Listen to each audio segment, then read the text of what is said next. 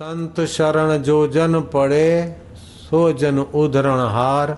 संत की निंदा नानका बहिर बहिर अवतार। नानक जी की निंदा ऐसी चली कि नानक देव को निंदकों ने और बाबर ने अभागे ने जेल तक भेज दिया।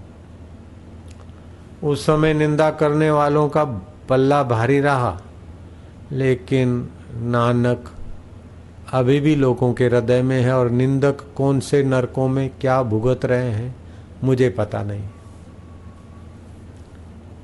कबीर जी की निंदा करने वालों ने कबीर जी के लिए उस समय जो भी किया कामयाब भी गए, लेकिन अभी कबीर लोगों के हृदय में है। निंदक कीड़े बने होंगे, मच्छर मकोड़े बने होंगे, बैक्टीरिया बने होंगे, मुझे पता नहीं। भगवान बुद्ध थे और बुद्ध के निकटवर्तियों ने कुछ ऐसा माहौल जमाया कि ऐसी निंदा चली कि वैसा खुलेआम कहने लगी कि बुद्ध तो अब मेरा ग्राहक है। तुम्हारे भले गुरु जी हैं, भगवान है, लेकिन वो मेरे सब कुछ हैं, पति हैं, मेरे फ्रेंड हैं, मुझे अच्छे पैसे देते। मैंने यहाँ से अपना कमरा क्यों बंद कर दिया, अपना मकान क्यों ताला लगाया कि मैं जेतवन में रहती हूँ, बुद्ध के पास रहती हूँ। वो वैश्या खुलेआम बदनामी करने लगी। लोगों ने खरीद ली थी वैश्या को। आखिर अच्छे अच्छे शिष्य भी टूटने लगे। फिर बोले जांच होनी चाहिए, क्या है ये, क्या है। जब जांच के आदेश मिले तो विरोधियों ने वैश्या को 4 लोफरों के साथ भेज दिया, खूब दारू पिलाया और 4 लोफरों ने वैश्या के साथ जो कुछ करना था कुकर्म करके नशे में उसको कोई गोली वोली दे दी, मर गई। और रात को 12 बजे आम का बगीचा था बुद्ध का, रात को 12 के बाद आम के बगीचे में जहाँ बुद्ध रहते थे वहाँ उसको गाड़ के आ गए और प्रचार किया कि बुद्ध के लिए जो बोलती थी, बुद्ध का पर्दाफाश होने वाला था, तो बुद्ध ने उसके साथ कुकर्म करके उसको आम के बगीचे में गाड़ दिया। जांच कमीशन आई और खोदा तो लाश तो बुद्ध के यहाँ से मिली। प्रूफ तो पक्का हो गया। आज तक तो वो बोलती थी और उसकी लाश बुद्ध के यहाँ से मिली। अब किसी से कोई विटनेस या प्रूफ की जरूरत नहीं। उस वक्त विरोधी का छक्का लग गया तो लग गया, लेकिन अभी भी बुद्ध करोड़ों लोगों के हृदय में है। और छक्का मारने वाले अब कौन से 6 पैर वाले हो गए, कीड़े मकोड़े के 4 पैर वाले हो गए, वो भगवान जाने। नानक जी ने लोगों को बचाने के लिए सुखमनी साहब में लिखवा दिया, संत का निंदक महाहत्यारा, संत का निंदक परमेश्वर मारा। संत के निंदक की पूजे न आश, नानक संत का निंदक सदा निराश। संत का निंदक बघड़ रूप हो जाई, संत के निंदक को मिले सजाई। राम सुखदास महाराज, ये फरीदाबाद में बात आई थी, 60 साल के थे राम सुखदास जी। अभी भी मैं उनको हृदय पूर्वक धन्यवाद देता हूँ, प्रणाम भी करता हूँ। बहुत अच्छे संत थे, उच्च कोटि के संत थे। 60 साल के थे, उनके लिए ऐसी बदनामी चलाई कुछ लोगों ने, ऐसी बदनामी कि सुन न सके कि लड़कियां आती है, माइयाँ आती, इसके साथ है, उसके साथ, उसके साथ, ऐसी बातें। और एक आदमी कहे तो चलो भाई सब कह रहे हैं तो कुछ तो होगा। कुप्रचार का ऐसा अंधा तूफान चलता। तो राम सुखदास जी को ऐसा हुआ कि समाज को जिसके लिए हम इतना देते और वो बदले में ऐसा सोचते, उस महापुरुष ने अन्न का त्याग कर दिया, जल का त्याग कर दिया, तो जो भगत थे उनका खून उबला कि हमारे संत की इतनी निंदा हो रही कि उनको अन्न जल त्यागना पड़े, तो हमको धिक्कार है। हमारे जीवन को आपस में मीटिंगें ली और जो भी उनकी अफवाह फैलाते निंदा करते, जहाँ देखो मुंह पे थूको और जूता मारो, मुंह पे जूता सूंगा, उनके घर पे हल्ला करो।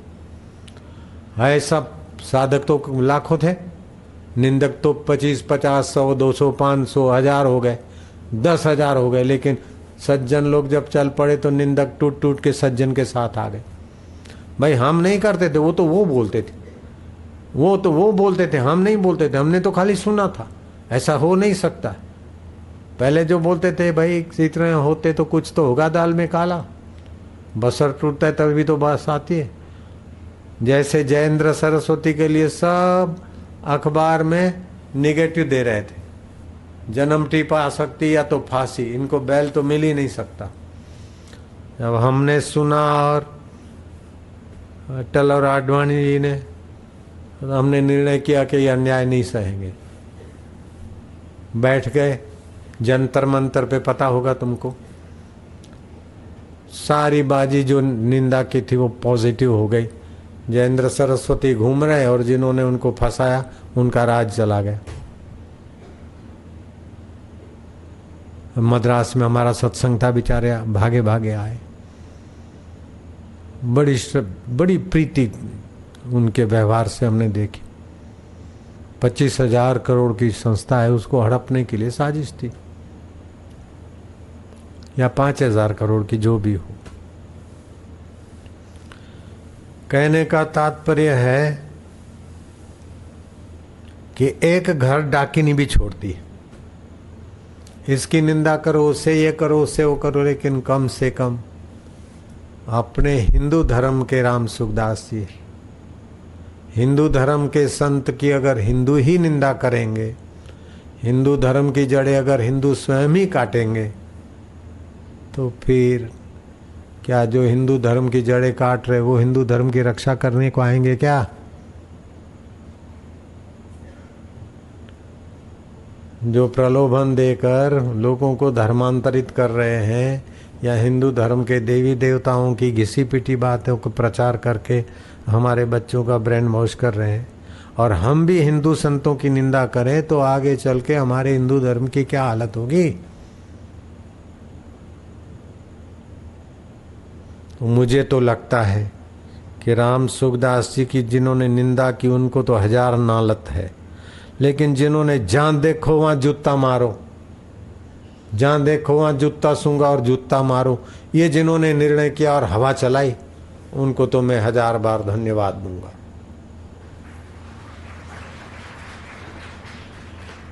चालीस साल और 42 साल हो गए, किसी ने राम सुखदास की फिर निंदा नहीं की। अंडरग्राउंड हो गए सारे के सारे अंडरग्राउंड हो गए। मोहम्मद साहब के लिए भी निंदा चली, तो मोहम्मद साहब शांति से समझाने में मानते थे, मोहम्मद पैगंबर साहब। फिर वो निंदक के ग्रुप का आदमी एक आकर बैठा उनके सत्संग में, तो एक टोकरी में पक्षियों के पंख पड़े थे। एक आदमी को दिया, जाओ ये घर घर में पंख छोड़ के आओ, 2-2 4।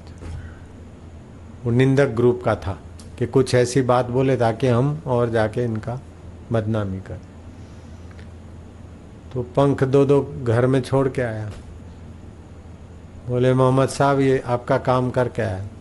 बोले अच्छा बांट के आए, फेंक के आए सबके घरों में? बोले हाँ।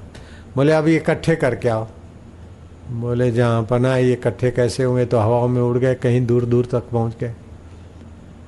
बोले हे बेजवाबदार नाचीज लोगों, तुम जो बोलते हो वो बात इधर की उधर, उधर की उधर, दूर दूर तक फैल जाती है और अपने मजहब का, अपने धर्म का हानि होती है। तुम तो बेजवाबदारी से बोल लेते हो, लेकिन समाज का कितना नुकसान होता है। तुमको तो किसी ने थोड़ा डांटा और बदला लेने के लिए तुमने कुछ आरोप रख दिया, लेकिन अपने धर्म की तो जड़ काट रहे हो।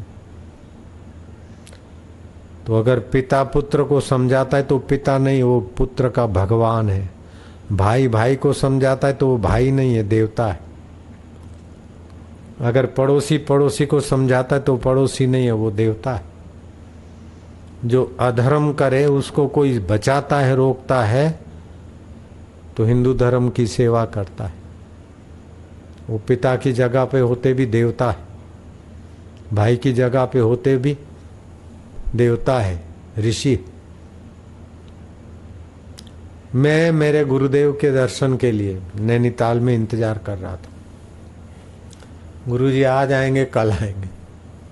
मुझे बड़ी खुशी होती है, बड़ी तसल्ली, बड़ा आत्मसंतोष है इस बात का कि मैंने अपने गुरुजी की निंदा नहीं सुनी कि तो क्या करूंगा, तो क्या मुझे थोड़े नरक में जाना है। निंदा करने से बुद्धि नाश हो जाती है, पुण्य नाश हो जाता है। निंदक जिस घर में रहता है उस घर में आपदाएं आने लगती। गुरु निंदक जिस घर में रहता है उस घर की यश लक्ष्मी चले जाते और आपदाएं आने लगती। और गुरु भक्त जिस घर में आता है तो संपदा आने लगती। कपूर को पूछो कैसा आ गई संपदा। जिन्होंने गुरु दीक्षा ली और गुरु भक्ति मिली और घर में सुख संपदा बड़ी, हाथ ऊपर करो। पहाड़ी भी हाथ ऊपर कर। या हाथ गिनो कितने हाथ हैं, उधर देखो कितने हाथ हैं। फायदे होते हैं। जब गुरु भक्ति से फायदे होते हैं तो गुरु निंदा से हानियां भी होती। सीधी बात है, गणित है। अब मैं आप बीती कहता हूं। हम घर छोड़ के गए तब 22 साल के थे। शादी करना नहीं चाहते थे, लेकिन ये साधु बन जाएगा, जबरदस्ती शादी करा। पालनपुर स्टेशन से गाड़ी मुड़ती आदिपुर के तरफ। हम मां से भी मुकुट बंधा था, उतार के भागने के तेवर में थे। पहले ईश्वर प्राप्ति, बाद में शादी। खैर जानियों ने ध्यान रखा था, पता था कि साधु हो जाएगा। शादी वादी करा दी। फिर हम घर में जो कुछ कोठी थी बरामदे में सोते थे, बाहर मैदान में।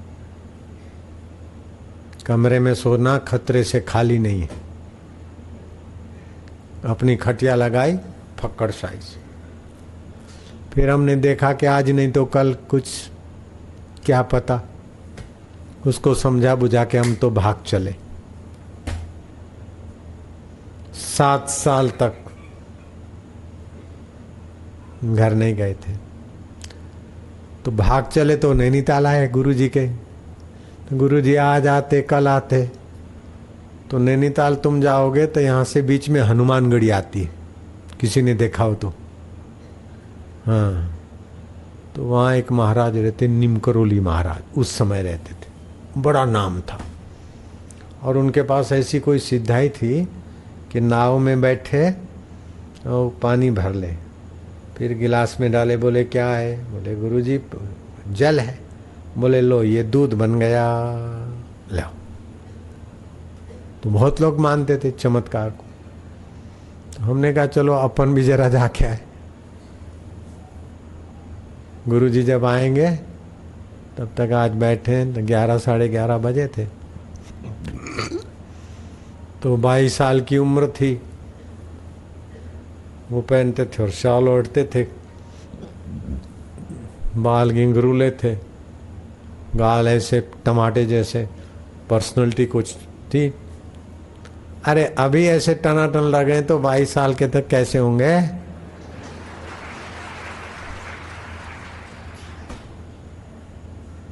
है, समझता है बात को? आओ आओ ब्रह्मचारी, आओ ब्रह्मचारी आओ। वो महाराज के मेरे को बिठाया साथ में। ए भंडारी, ए भंडारी, पूरी बनाओ, हलवा बनाओ, संत आए हैं। मैं भी चुप रहा। मैं ना काय को कहता, खुद बनाना पड़ता मूंग उबाल के खाने में। क्या होने दो जरा, जय जय सिया राम। क्यों मना करना? बना है गर्मा गर्म पूरी, काली मिर्च डाल के पाउडर, उबली खुली हुई घी में बनी हुई। अपन तो भोग लगाया, जय सिया राम। वो सिया राम वाले थे, जय सिया राम। फिर बोले ब्रह्मचारी कुछ सुनाओ। तो मैंने गीता का 6ठा अध्याय का श्लोक सुना दिया। अनाश्रिता कर्म फलम कार्यम कर्म करोति या सन्यासी च योगी चरण निराग्निर्चाक्रिया यम संन्यासमिति प्राहुर्योगम तम विद्धि पांडवा न संन्यस्त संकल्पो योगी भवति कश्चिन तपस्वीभ्यो अधिको योगी ज्ञानीभ्यो मतोऽधिका कर्मीभ्योश्च अधिको योगी तस्मात् योगी भवार्जुन योगिनामपि सर्वेषां मद्गतेनन्तरात्मना श्रद्धावान भजते योम। अच्छा बहुत बढ़िया बहुत बढ़िया। कहाँ रहते हो ब्रह्मचारी? मैंने उसकी व्याख्या भी की। वो तो एकदम भगत बन गया। कहाँ रहते हो? तो मैंने नाम लिया मेरे गुरुदेव का। तो वो जो प्रसिद्ध महाराज था उसके चेहरे पे 12:30 बज गए।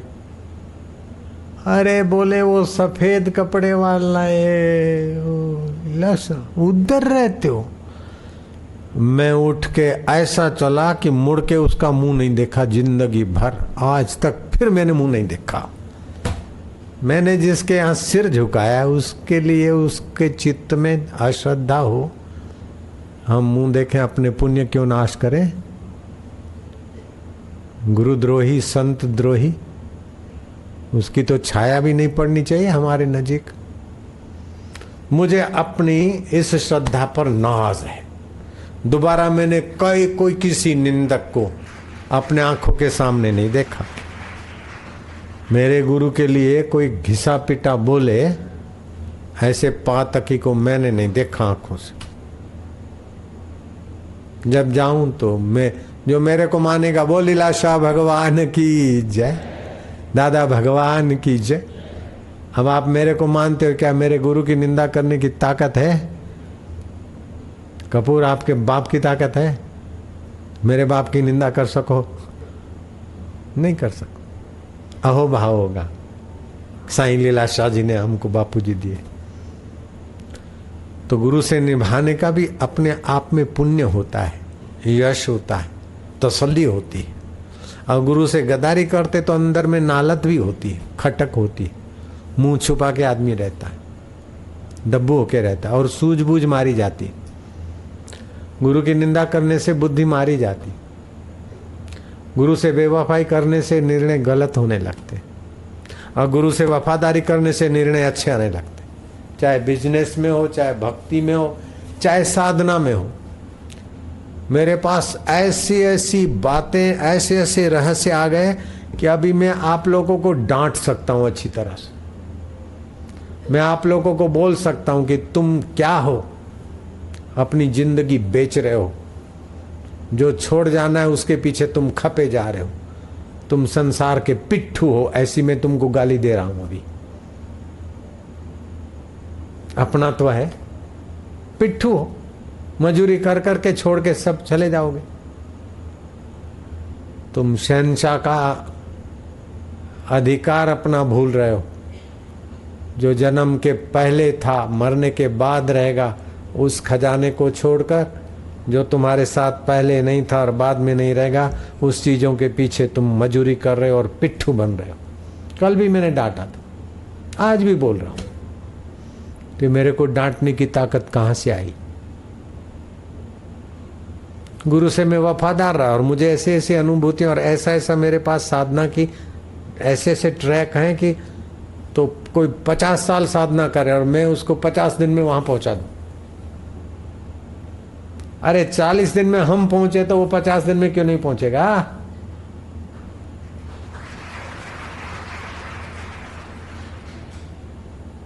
लेकिन उद्देश्य होना चाहिए ईश्वर प्राप्ति का। बैठो बंद कमरे में, दूध लो, ये लो, ये लो, मैं जो साधना बताऊं, किसी से मिलो नहीं, कोई बात सोचो नहीं, जो बताया वो करो बस। 40 दिन में तो क्या क्या होने लगता है। आपके अंदर अद्भुत शक्तियां छुपी है। ये मैं किसी स्कूल कॉलेज में पढ़ने नहीं गया, खाली मेरी गुरु की भक्ति, गुरु से वफादारी। सुरेश 8वीं पढ़ के भूल गए, अभी जो बोलते हैं तो लाखों आदमी सुरेश का सत्संग सुनते। सुरेश का सत्संग सुना होगा, बापू नहीं आए तब तक सुरेश बाप जी का सत्संग लोग सुनते चाहो। बड़े बड़े M.Com पढ़े हुए, PhD पढ़े हुए साधु लोग भाषण करते 50-100 लोग आते, 10-20 उठते, 10-20 आते। सुरेश बैठा तो सब बैठे। गुरु भक्ति का प्रभाव। गुरु कृपा ही केवलम शिष्यस्य परम मंगलम। तो मुझे नानक जी की बात फिर से याद आती है कि जेको जन्म मरण ते डरे, साध जिना की शरणी पड़े। जेको अपना दुख मिटावे, साध जिना की सेवा पावे। नानक सतगुरु भेटिया, मैल जन्म जन्म दे लथे। औखी घड़ी न देखण देवई, सतगुरु अपना बिरद संभारे। ये मैंने सुना था, लेकिन मैंने आगरा में इसको आंखों से देखा। अब एक प्राइवेट बात आती है, किसी को बोलना नहीं जरा। दोपहर हो गई, 22 साल की उम्र, 22.5 साल की। भूख कैसी लगती है तो तुमको पता होगा। अब बापूजी भोजन करेंगे तब हमको बटेगा।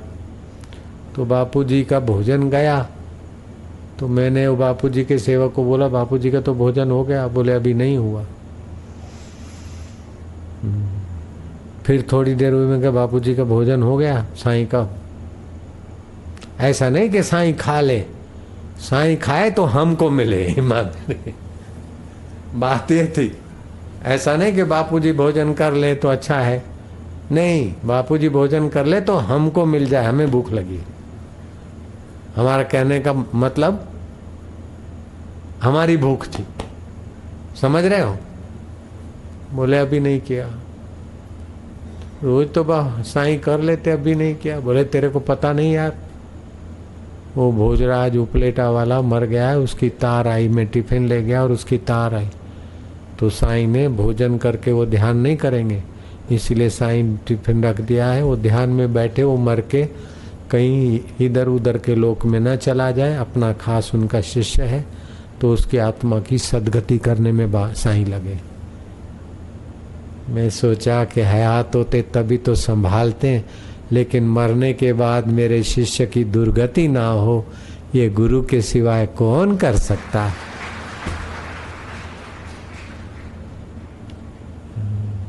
अभी कोई बहुत बीमार पड़ता है अथवा कोई चला जाता और फिर मुझे खबर करते, फिर उनको घर वाले स्वप्न में देते कि मैं सुखी हूँ, बापूजी मेरे साथ थे, ये था वो था। तो यह लोक सुहेली, नानक परलोक सुहेली। सत्संग का आश्रय लेने से, भगवान का आश्रय लेने से मनुष्य इस लोक में भी सुरक्षित रहता है, रक्षा कवच रहता है, और परलोक में भी सदगति होती। नानक सतगुरु भेटिया, मैल जन्म जन्म दे लथे। औखी घड़ी न देखण देवई, सतगुरु अपना बिरद संभाल। ऐसे छोरा कैसा भी हो जाए, बाप डांट देता है, छोरा हाथ पैर तोड़ दूंगा, ऐसा कर दूंगा। वो तोड़ेगा थोड़ी, दम मार के भी छोरा सुधर जाए। ऐसे हम भी दम मार देते, हम भी दम मार देते कभी कभी। ऐसा नहीं हुआ तो देखना, ऐसा कर दूंगा, ऐसा कर दूंगा। ऐसा कोई करते हम, ऐसा कोई करते हैं। लेकिन फिर भी बच्चा सुधर जाए, दम मारने से सुधर जाए तो अपने बाप का जाता क्या है। बाप बेटे को दम मारेगा, लेकिन बेटे का अहित नहीं कर सकता बाप। ऐसे गुरु भी शिष्य का अहित नहीं कर सकता, दम मार देगा। फिर शिष्य खुद कुकर्म करके नरक में जाए, खुद कुदरत का कोप ले आए, वो अलग बात है, लेकिन गुरु बचाने के मूड में होते हैं। पिता बेटे को बचाने के मूड में होगा कि सताने के मूड में है? ऐसा होता है गुरु। साधु ते हुए न कारज हानि। फिर कोई अपनी मार्क बनाने के लिए कोई कुछ भी आपस में करे, वो अलग बात है। बाकी राम सुखदास जी ने थोड़ी बोला होगा कि जाओ सबको जूते मारो, उन्होंने दान जल छोड़ दिया। अगर मैं अन्न जल छोड़ू तो तहलका मच जाए। उनके शिष्यों से भी मेरी भारी संख्या है। कपूर, मैं अन्न जल छोड़ दूं तो हमको ऐसा नहीं करना है।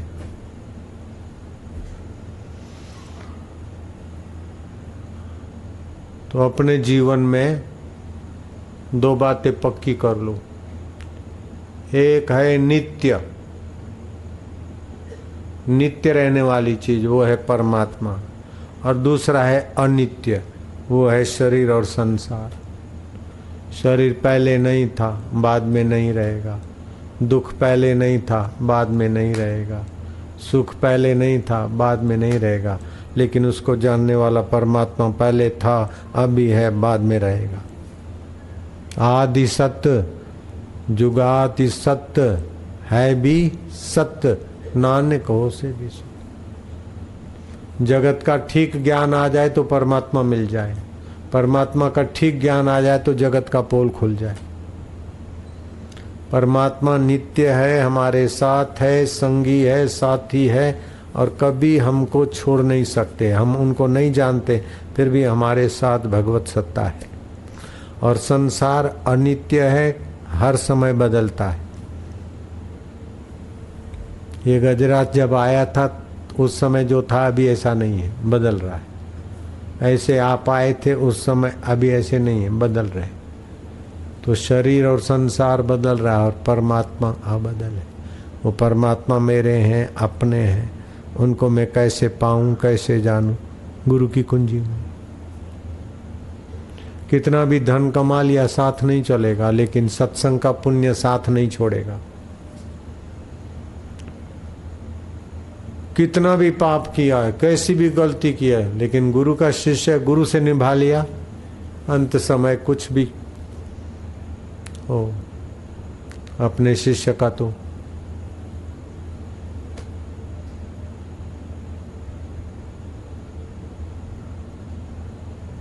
गुरु ख्याल रखते। तो मुझे बड़ी तसल्ली, बड़ा संतोष, मैंने गुरु जी से निभाई। गुरु जी की निंदा नहीं सुनी। निंदा करने, वो निंदा करे उसके पहले ही मैंने उसका त्याग कर दिया था। उसने खाली मुंह बनाया था, फिर मैंने उसका बना हुआ मुंह नहीं देखा। इस बात का मुझे संतोष है। मैं गुरु की निंदा करे, वो मुंह बनाए, फिर मैंने उसका मुंह नहीं देखा, तो मुझे अपने आत्म संतोष।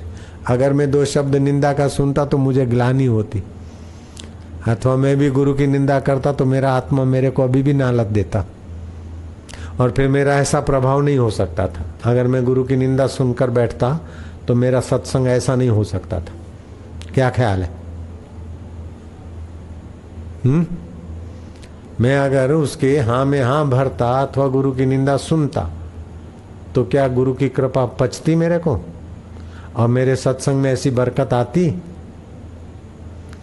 तो मैंने गुरु की निंदा न सुनने से गुरु पर कोई मेहरबानी नहीं की, मैंने अपनी रक्षा की। मैंने गुरु निंदकों से अपने को बचाया, तो मैंने कोई गुरु पे मेहरबानी नहीं की, मैंने अपनी रक्षा कर ली। मैंने गुरु की सेवा की या यशगान किया तो गुरु पे मेहरबानी नहीं की, मैंने अपना उत्थान किया। मैं गुरु के पक्ष में रहा तो मैंने अपना भाग्य बनाया। अगर मैं निंदकों के पक्ष में रहता तो अपना भाग्य डुबोता। क्या ख्याल है?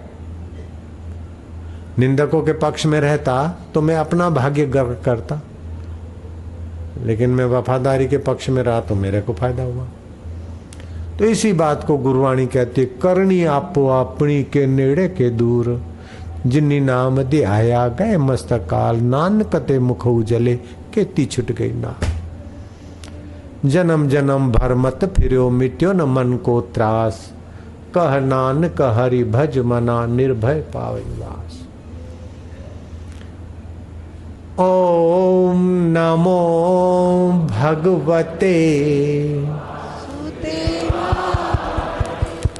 ओम नमो भगवते वासुदेवाय वासुदेवाय वासुदेवाय प्रीतिदेवाय प्रीतिदेवाय भक्तिदेवाय भक्तिदेवाय शांतिदेवाय शांतिदेवाय माधुर्य देवाय माधुर्यदेवाय मम देवाय मम देवाय प्रभुदेवाय प्रभुदेवाय ओम नमो भगवते वासुदेवाय ओम नमो भगवते वासुदेवाय ओम नमो भगवते वासुदेवाय ओम नमो भगवते वासुदेवाय ओम नमो भगवते वासुदेवाय ओम नमो भगवते वासुदेवाय ओम नमो भगवते वासुदेवाय ओम नमो भगवते वासुदेवाय ओम नमो भगवते वासुदेवाय वासुदेवाय वासुदेवाय प्रीतिदेवाय प्रीतिदेवाय भक्तिदेवाय भक्तिदेवाय शांतिदेवाय शांतिदेवाय माधुर्यदेवाय माधुर्यदेवाय मम देवाय मम देवाय प्रभुदेवाय प्रभुदेवाय ओम नमो भगवते वासुदेवाय नारायण नारायण नारायण नारायण नारायण नारायण नारायण हरि ओम नारायण हरि ओम ओम ओम ओम। इरादा पक्का बना लो कि संसार अनित्य है, छूटने वाला है, और भगवान नित्य है और अछूट है। भगवान के सिवाय कहीं भी मन लगा तो अंत में रोना ही पड़ेगा, ये पक्का कर। पाने योग्य भगवान सुख है, भगवान ज्ञान है, भगवत जनों की सेवा। मनुष्य जीवन मिलाए तो कुछ पुण्याई तो करने बनना। गलतियां तो होती रहती, पाप तो होते रहते, कुछ तो कमाई कर ले। कोई बेचारे भंडारे की सेवा करके थोड़ी कमाई कर लेते, कोई कुछ करके कमाई कर लेते। न जाने कौन से पुण्य से गाड़ा चल रहा है।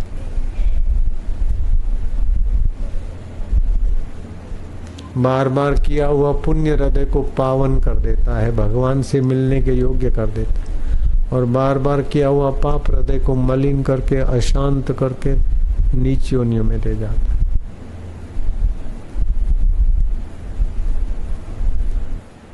जैसे स्कूल में रोज रोज पढ़ने से व्यक्ति ग्रेजुएट हो जाता है, और रोज रोज लोफरों के साथ भाग गया छोरा, स्कूल नहीं गया तो लोफर हो जाता है। ऐसे ही मन है, संसार में भाग गया तो जन्म मरण में नीच योनियों में जाएगा, सत्संग में आता रहा तो परमात्मा तक पहुंच जाएगा। इसीलिए सत्संग तो प्रयत्न पूर्वक करना चाहिए। सत्पुरुषों का संग, सत्पुरुषों के दैवी कार्य में सेवा भाव में, ये अपनी कमाई। हिंदू धर्म की रक्षा और हिंदू धर्म के संतों की यशगान अगर हिंदू नहीं करेगा तो क्या हिंदू धर्म की जड़ें काटने वाले करेंगे क्या? हिंदू ही हिंदू धर्म की जड़ें काटे तो क्या होगा फिर? मैं तो राम सुखदास जी के भक्तों को बार बार धन्यवाद देता हूँ। इनकलाब जिंदाबाद। जहाँ देखो तुमको जूता सूंघाओ, जूता मारो। सारे अंडरग्राउंड हो गए। जो 25 में से 50 हुए, 50 में से 100, 200, फिर तो पूरा बीकानेर, राजस्थान पूरा इसी बात की चर्चा। फिर जब भी उल्टा वार हुआ तो अरे बोले वो लोग थे, कोई हरामी थे, हमने तो सुना था भाई, हम क्यों करें निंदा, हमने तो देखा नहीं, सुनी सुनाई बात है, हमने तो देखा नहीं, हम क्यों निंदा करेंगे, ये तो सुनी सुनाई बात है। तो इसने सुनी उसने सुनी राम सुखदास महाराज अपने आश्रम में भी आए थे और हम हरिद्वार जाते तो उनसे जरूर मिलते थे। राम सुखदास जी महाराज बोले, राम सुखदास जी महाराज बड़े आखिरी जीवन में तो बड़े प्रेमी मस्ती से जीते। बोले सारी रात गांव में कुत्ते भौंकते, पूछो भाई क्यों भौंकते, कहाँ से शुरू हो, बोले वो भौंका तो हम भौंका, उससे पूछो तो बोले वो भौंका। एक कुत्ता भौंक देता, फिर एक को देख के सारे कुत्ते सारी रात भौंकते रहते। एक ने चालू कर दिया, वो रिचार्ज हो गए, सारी रात भौंकते रहते। ऐसे ऐसी ऐसी बातें, सारी रात गांव में कुत्ते भौंकते रहते, कोई शुरू कर देगा बस चल पड़े।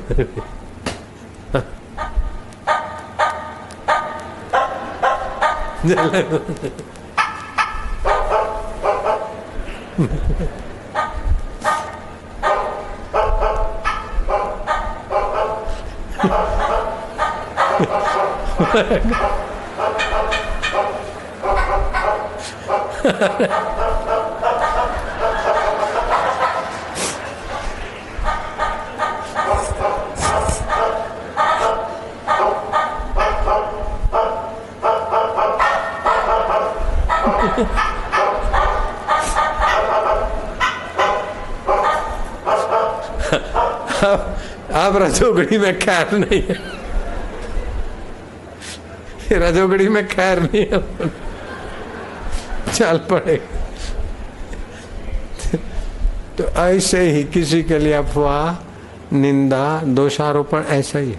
जयेंद्र सरस्वती पर ऐसे ही था, किसी ने आरोप रख दिया, फिर अखबार है, मीडिया वही ले चले, जब उल्टा वार हुआ तो फिर पॉजिटिव ले चले, ऐसा होता रहता। कुल मिला के भगवान में मन लग जाए। निंदा होती है तो मरने वाले शरीर की होती है, वाहवाही होती तो मरने वाले शरीर की होती है। आपको क्या मिला इसमें? आपका तो समय बर्बाद हुआ। निंदा किसकी हुई? जो आप नहीं है, जो जल जाएगा उसी की निंदा हुई, वाहवाही भी उसी की हुई। आपके तो अपने कर्म आपके साथ चलेंगे। ज्ञानी संत को निंदा स्तुति का परवाह नहीं होता, निंदा करने वाले की तबाही होती है, प्रशंसा करने वाले का बेड़ा पार होता है। ज्ञानी तो निर्लेप होता है, वो तो समझता है कि निंदा स्तुति सभी मस्त रहती। जो जहाँ की सेवा करे संचित सुकृत सो दे। जो ज्ञानी की सेवा करते तो ज्ञानी के पुण्य इतने देवी कार्य के उनको बढ़ जाते, और जो निंदा करते तो ज्ञानी के प्रति जो भी कुछ चलते फिरते जीव जंतु मर जाते हैं, पाप, वो पाप उनको मिल जाता, ज्ञानी निर्लेप हो जाता। पुण्य का फल उनके सेवक और प्रशंसक ले जाते, और पाप का फल निंदक लोग ले जाते। ज्ञानी अपना कर्म बंधन से पार। तो काय को अपना कुल खानदान तबाह करो? निंदक बन के अपने कुल खानदान को क्यों डुबाना? एक आदमी, हम गुरु भक्त बने तो हमारे परिवार को और हमारे शिष्यों को फायदा हो गया। अगर हम गुरु निंदक बनते तो हमारे परिवार को भी तो घाटा होता, नहीं होता क्या? अगर हम गुरु के भक्त बने तो परिवार को फायदा हुआ, अगर हम गुरु निंदक बनते तो परिवार को भी भुगतना पड़ता है, और परिवार बेचारा निर्दोष फिर भी उनको भुगतना पड़ता है। अरे बोले इसका बेटा है, अरे बोले इसका भाई है, अरे बोले इसका आदमी है, अरे बोले इसका वो है। निंदक आप तो डूबता है लेकिन परिवार को भी ले डुबाता है।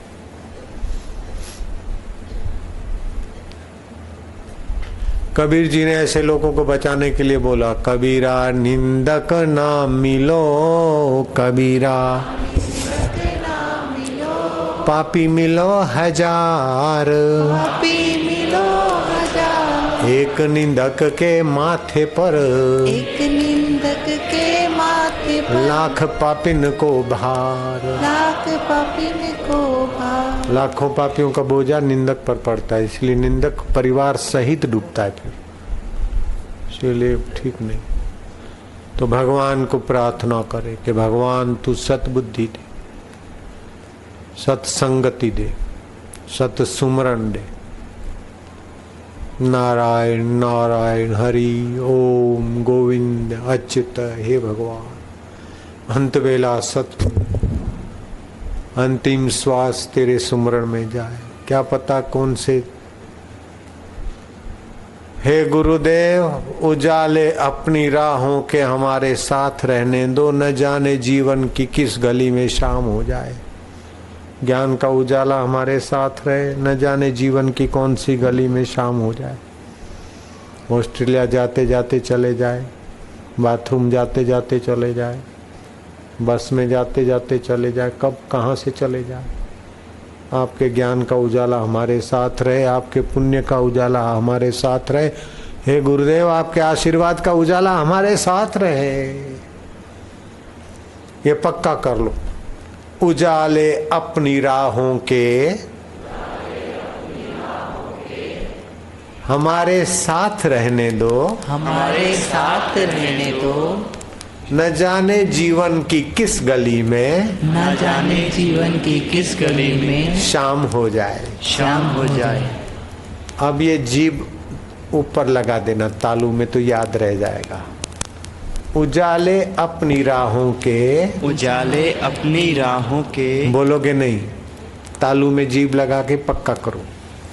उजाले अपनी राहों के, उजाले अपनी राहों के, हमारे साथ रहने दो, हमारे साथ रहने दो। न जाने जीवन की किस गली में, न जाने जीवन की किस गली में शाम हो जाए, शाम हो जाए। पक्का हो जाएगा।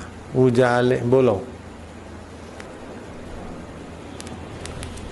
उजाले अपनी राहों के, उजाले अपनी राहों के, हमारे साथ रहने दो, हमारे साथ रहने दो। न जाने जीवन की किस गली में, न जाने जीवन की किस गली में शाम हो जाए। अब सब लोग बोलो तो,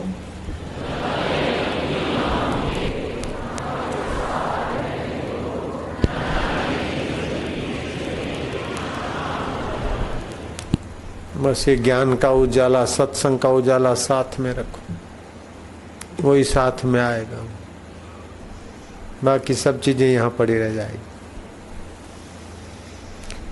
सत्संग का उजाला साथ में रहे, गुरु कृपा का उजाला साथ में रहे।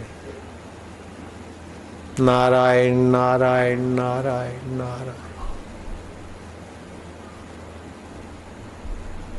मानसिक कल्पनाएं स्वप्न है, शरीर की कल्पनाएं स्वप्न है, उसको जानने वाला परमात्मा चैतन्य अपना है, नित्य है, सुख रूप है, ज्ञान रूप है मेरे अपने।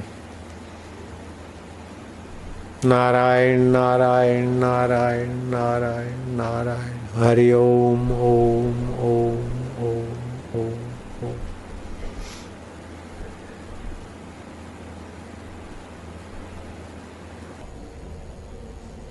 सब चाहते हैं सदा सुखी रहना, सब चाहते हैं निश्चिंत जीवन, सब चाहते हैं निर्भीक जीवन, सब चाहते हैं निर्दुख जीवन।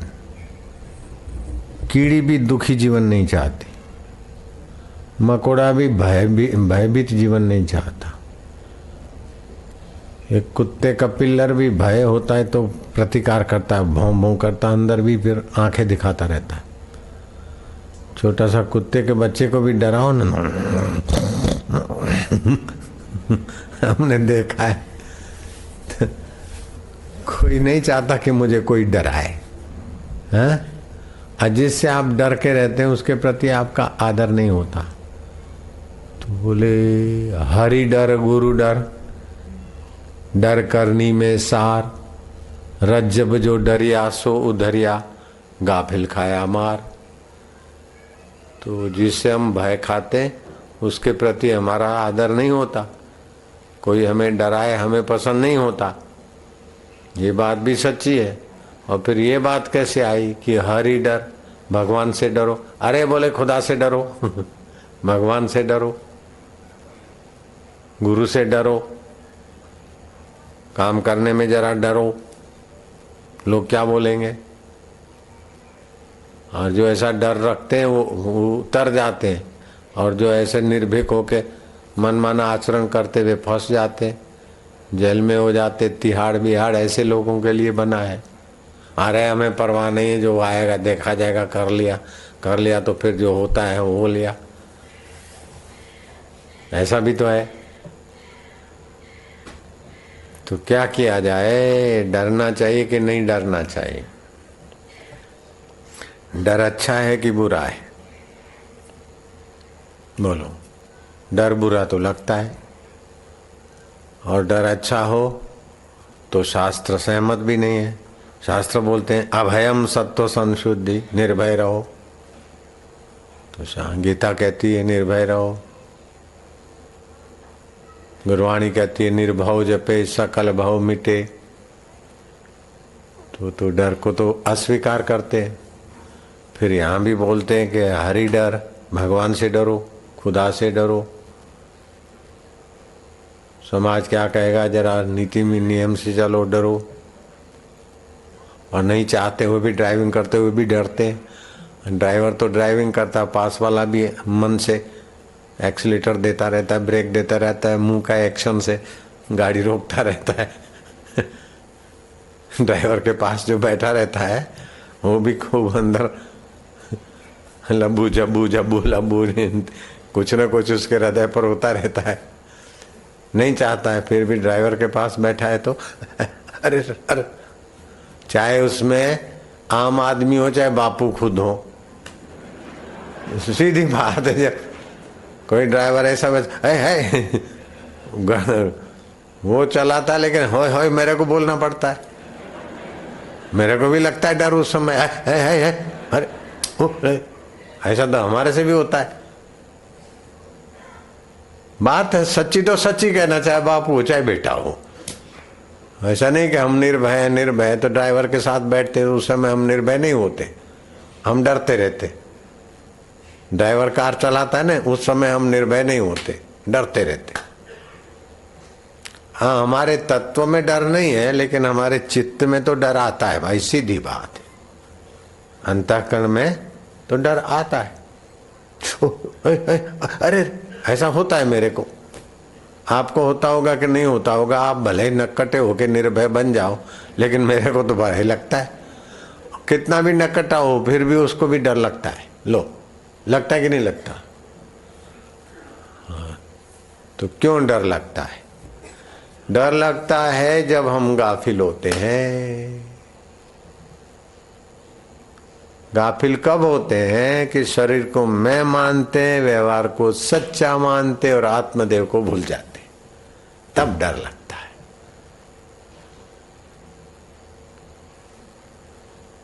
अभयम सत्व संशुद्धि, आय ज्ञान योग व्यवस्थिता, दानम दमश्च यज्ञश्च स्वाध्याय तप आर्जवम। गीता का 16वां अध्याय, पहला श्लोक। निर्भय रहो। कैसे निर्भय रहे? कि सत्व संशुद्धि, सात्विक हो जाओ। ज्ञान योग व्यवस्थित है, अपने आत्मज्ञान में रहो, जहां मौत की दाल नहीं गलती, महाप्रलय हो जाए तब भी तुम्हारा कुछ नहीं बिगड़ता। ऐसे अवस्था में भय नहीं होता। डर तो जीव को भी लगता है, ईश्वर को भी लगता है, ब्रह्मज्ञानी को भी लगता है। लो, और निर्भय, ये तीनों भी होते हैं। जो दुख सुख जीव को होता है वो ईश्वर को भी होता है। जो रोना पीटना हाहाकार करना जीव को होता है वो ईश्वर को भी होता है। लेकिन ईश्वर को होता दिखता है और ईश्वर अपने में मानते नहीं, और जीव को होता दिखता है, वो अपने सिवा दूसरे में जानता नहीं। बड़ा रहस्य की बात आज चल पड़ी। हाय सीते सीते सीते भाई लक्ष्मण, मैं क्या मुंह दिखाऊंगा समाज को। ये ईश्वर को भी होता है और साधारण जीव को भी होता है। ईश्वर को होता है तो ईश्वर जानते हैं कि ये अंतःकरण में होता है, व्यवहार काल में होता है, प्रकृति में होता है, मुझ चिद घन में नहीं है। ईश्वर जानता है, और ईश्वर को जानने वाले महापुरुष भी जानते हैं, और साधारण आदमी अपने वास्तविक स्वरूप को जानते नहीं, डरने वाले मन से, मरने वाले तन से जुड़ जाते। तो जन्म कर्म च में दिव्यम यो वेति माम तत्वस, मेरा जन्म दिव्य होता है, कर्म भी दिव्य होते। अर्थात शरीर को मैं नहीं मानते, अजन्मा आत्मा को मैं जानते तो जन्म दिव्य, और शरीर को कर्ता नहीं मानते, प्रकृति को कर्ता मानते तो कर्म भी दिव्य। ऐसा जो भगवान के जन्म और कर्म को दिव्य जानता है, उसका अपना जन्म कर्म दिव्य हो जाता है। तत्व से जान ले, बेड़ा पार तुम्हारा तो हो जाए, तुम्हारी मीठी निगाह पड़े उनका भी हो जाता है। और तुम्हारे लिए कोई बुरा सोचे तो तुमको उसका बुराई नहीं करनी पड़ती, प्रकृति उसको घोट घोट के दे, घुमा घुमा के दे। 6 करोड़ जप हो गया तभी भी, अथवा तत्व ज्ञान में स्थिति हो गई तब भी शत्रु विनाशिनी शक्ति प्रकृति की काम करने लगती। फिर आपको शत्रु से डरना नहीं पड़ता। कोई आपसे शत्रुता करे तो उसकी बुद्धि मारी जाती है, उसके प्लानिंग फेल हो जाते, और वो तपते रहते, दुखी होते रहते, आपस में भिड़ते रहते, सोचते कि अब ये दाव डालेंगे, ऐसा करेंगे, लेकिन वही उन्हीं के दाव उन्हीं को ले डूबते। तभी गुरुवाणी ने कहा, संत का निंदक महा हत्यारा, संत का निंदक परमेश्वर मारा। ईश्वर की मार पड़ती उस पर। संत के निंदक की पूजे न आश, नानक संत का निंदक सदा निराश। अर्थात जिसके कर्तृत्व का अंत हो गया है, भोक्तृत्व का अंत हो गया है, देह में सतबुद्धि का अंत हो गया और आत्मा में सतबुद्धि का जागृति हो गई है, ऐसे संतत्व को पाया, वो निर्भय हो जाता है। तो निर्भय होना चाहिए, निर्भय होने के लिए ही मनुष्य जन्म मिला है। फिर भी वही लोग निर्भय हो जाते हैं कि जो भगवान से डरते कि ऐसा हम करेंगे तो हमारा अंतरात्मा ईश्वर नाराज तो नहीं होगा, गुरुजी नाराज तो नहीं होंगे, शास्त्र विरुद्ध कर्म तो नहीं हो रहे। तो ऐसा आदमी संयत रहेगा। संयत आदमी ही निर्भीकता को पहुंचेगा। नक्कटा आदमी निर्भीक नहीं हो सकता। और संयत आदमी डरता हुआ दिखेगा, लेकिन उसको साक्षात्कार हो जाएगा कि डर मुझ में नहीं है, अंतःकरण में है, व्यवहार काल में, शरीर में है, और वो बाधित हो जाता है। बड़े बड़े ज्ञानवान को भी कोई डंडा दिखा तो यूं तो कर लेंगे, लेकिन अंदर में जानेंगे कि यूं किसने किया। ऐसे पूछो कि भाई आत्मा क्या है, परमात्मा क्या है, निर्भयता का सिद्धांत क्या है। नक्कटे होके निर्भय होंगे तो फिर जेल की हथकड़ियां ही उसको भयभीत करेगी। इसीलिए हरि डर, भाई हम ईश्वर से दूर तो नहीं हो रहे हैं, निर्भय होके नक्कटे तो नहीं हो रहे। हरि डर, गुरु डर, गुरु के सिद्धांत के खिलाफ तो नहीं हो रहे। गुरुजी सुनेंगे, गुरुजी देखेंगे तो क्या हम उनके सामने ही कर सकते। तो इस प्रकार आप संयत होंगे तब आप आत्मा में पहुंचेंगे। नहीं तो मन इंद्रियों के गुलाम हो जाएंगे तो आप कितने भी निर्भीक हो जाए तो कीड़े मकोड़े हो जाएंगे, वो भी डरते रहते। ऐसा कौन सा जीव है जिसके ऊपर दूसरा नियामक नियंत्रक नहीं है और भयभीत नहीं है। अरे हम नहीं डरते, हमारे पास 10 करोड़ है, इनकम टैक्स वाला आ जाए देख क्या होता है, धड़क धड़क धड़क धड़क। हम नहीं डरते, वो बदली करने वाला आ जाए फिर देख।